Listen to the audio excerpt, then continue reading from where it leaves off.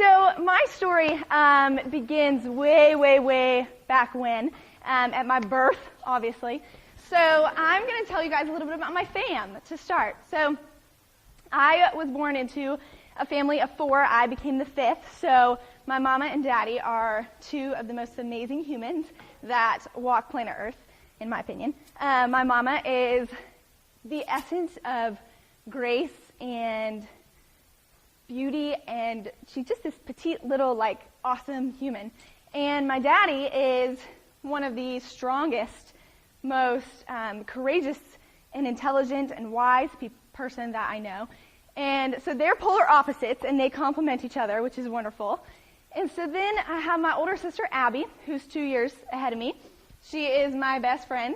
She's very wise and very introspective. She's pretty analytical. And so she teaches me a lot every single day. And then I have a sister 2 years older than her, so 4 years older than me, and her name is Brittany. And Brittany is she's like the life of our family. She's super fun, and she's very bright and vibrant, and she's super colorful, and she just reminds our family of just this big rainbow, right? So this is my family. We were kind of maybe what you would consider the poster family of our town. We lived in a pretty tiny town, and everybody knew our family. We were very involved in the community, in our church community. We were constantly going to, shelters and giving meals to people who were in need and kind of all these things. Everybody saw us as the it family. We were the black family, and everybody knew the black sisters were super close. We were all best friends, and our family was just kind of the family that everybody wanted to be, right? So one day, we're riding in the car. It's my mom and my 2 sisters and myself. And my mom was in the front, and my sister Brittany is right beside me, and my sister Abby is sitting behind me. And so we're driving. We're all my sisters and I are all dancers, so we danced competitively. We were on our way to dance practice, and we were driving on this 2-lane kind of country back road highway. It's one of my favorite roads, actually, because it's just fun to drive. It's always empty. There's nobody ever on it. And it's just freeing, right? So we're driving, and all of a sudden, out of nowhere, this car blows through a stop sign, hits our car, and we started spinning. And then we started rolling. And all I could see the whole time this is happening is the seat back in front of me. And I'm just staring at it, and we're spinning, and we're rolling. And so all of a sudden, our car kind of goes like this, and it stops. And it's this kind of shaky moment, and I look in front of me, and I see my mama, and I look behind me, and I see Abby. I look beside me, and Brittany was no longer in the car. And so I looked out in the road, and she was there. And I will spare you the details, because they're gory. But she was there, and she was covered in blood and a little disfigured. And so that moment, just chaos and craziness ensued. And there was police officers, there was ambulance, and people were kind of barking at us, telling us what to do, just in a state of emergency, not in a kind way. But they were very specific instructions of how we had to get out of the car to avoid any possible damage that might be going on inside of our bodies.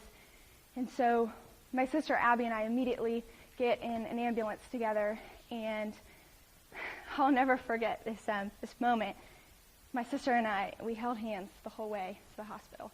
And the sweetest thing was that the people who were taking our vitals and working on us in the ambulance, they would actually step over our hands so that we didn't have to let go.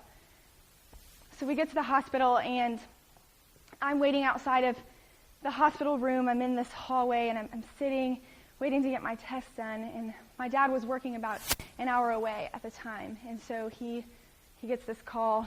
Can't imagine what that call was like. And so he comes to the hospital, and like I said, my dad is the strongest man I've ever known, ever met. I've never seen him cry, ever, at this point. He turns the corner of this hospital hallway, and his face it's like a tomato, and it's bright red, and is soaking wet. And his shirt is wet, and I just knew in that moment. Nobody had to tell me. There were no words. I just knew that Brittany didn't make it through the accident. And so we run to each other and we meet in this collision of an embrace, and he scoops me up in this just daddy way, and he squeezes me, and he's weeping and I'm weeping and we're shaking, and I say the words that I already know the answer to. I say, Daddy, did Brittany die? And he held me and he said, Maddie, I promise you everything is going to be okay. Everything is going to be okay. And he said it over and over and over again. Everything's going to be okay. And so that night, we went home to a new reality as a family. We were no longer 5, we were 4. And we weren't the it family anymore. We were the family that was in need now. And it was pouring down rain that night. Everything around us just seemed to reflect what was going on inside of us, this storm, this chaos, this darkness. And so the next morning, we woke up to family and friends that were there to take care of us and love on us. And the next year was a painful one. It was really hard. It was really, really, really hard. There were nights where I would hear my mama just crying. I couldn't do anything about it. She was just crying. And sometimes I would go and I would sit with her, and I would just sit there because I didn't know what to say. She was just crying. So about a year into this process, my daddy, he comes and he sits us down and he says, I got to tell you something. And we're all like, okay, what is it? And he says, we're going to build a park. And we all go, what? A park? And he goes, I had a dream last night. I had a dream that our entire family was together again. All 5 of us were together. And we were playing and we were laughing in this beautiful park. And he said, I want to build that park. So sure enough, there is this company called Leathers Associates. And Leathers Associates builds these beautiful, glamorous, amazing parks. And they do so in memory of lost loved ones. But the coolest thing about Leathers Associates is the way they do it is they do it extreme home makeover style. So parks are built in 5 days with the help of the entire community. And so my family, we embarked on this journey. And we said, okay, we're going to do it. We're going to build this park. And so we started, and we had these things called design days, and people from all over the community, like little kids, would come, and they could draw whatever they can imagine in a park. Literally anything from dragons to tree houses to anything. They would draw whatever they wanted, and we would try to incorporate it into our design of what the park was going to be. And so we had these fundraisers. We had 2 golf tournaments, and just amazing people giving massive amounts of money to make this dream of my dad a reality. Our entire community coming together to support us. And so, sure enough, a year after this dream, 2 years after my sister died, we built a park in 5 days with the help of our entire community. 1,500 volunteers came out, and we built Paradise Park.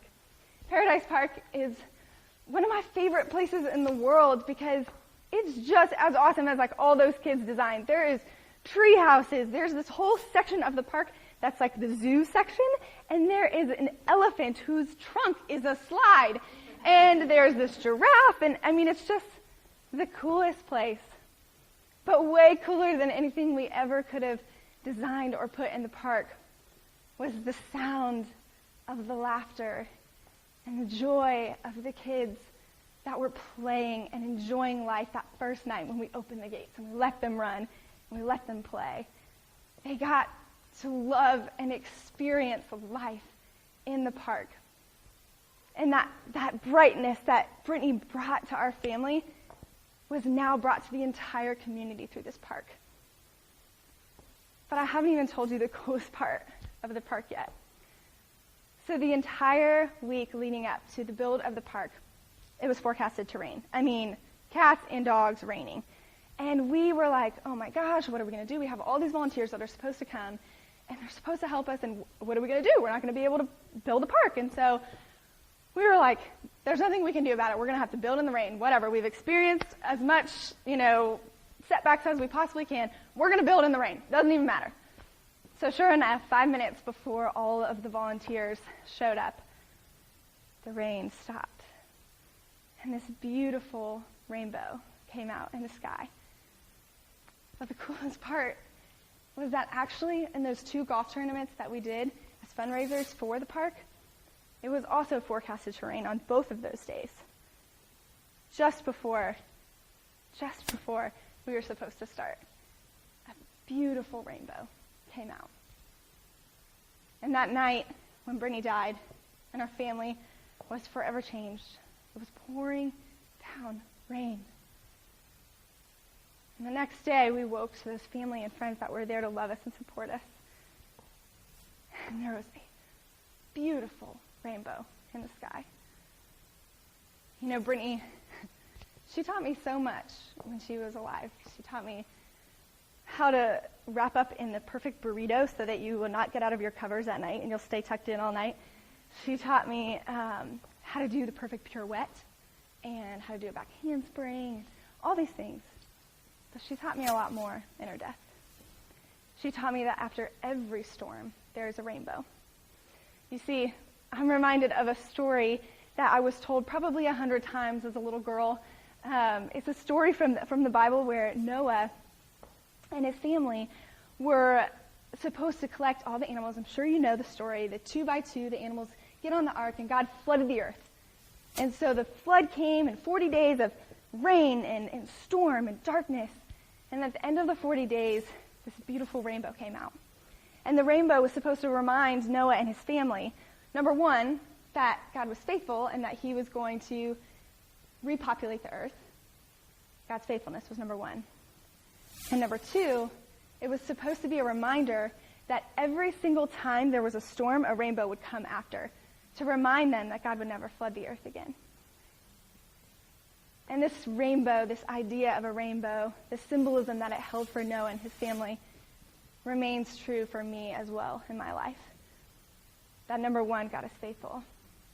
But that number 2, after every storm, it doesn't matter how ugly or messy it is, and it doesn't make it any easier. It's still really hard, but there's always a rainbow that comes. There's always something beautiful that comes of such adversity. And I think back and I'm like, wow, today several hundred kids played on a park. Families spent time with one another and loved on their kids and sang and laughed and danced because almost 12 years ago, a 12-year-old girl died in a car accident. Beauty from a storm. Brittany also taught me, that we are here for such a short amount of time. I loved your story because you're right. Like, we have such short amount of time here, and the impact that we have is our choice. Thank you.